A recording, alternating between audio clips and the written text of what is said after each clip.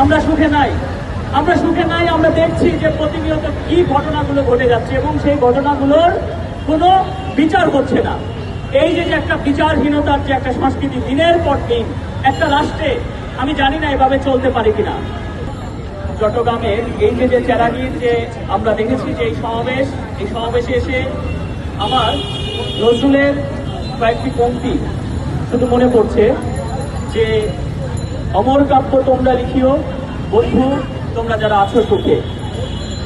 অর্থাৎ অমর কাব্য তারাই লিখতে পারবে বাংলাদেশের এখন যে সিচুয়েশন বা সংখ্যালঘুদের এখন যে সিচুয়েশন, শুধু তারাই লিখতে পারবে যারা সুখে আছে।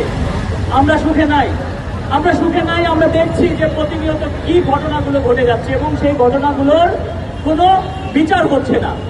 এই যে একটা বিচারহীনতার যে একটা সংস্কৃতি দিনের পর দিন একটা রাষ্ট্রে, আমি জানি না এভাবে চলতে পারে কিনা।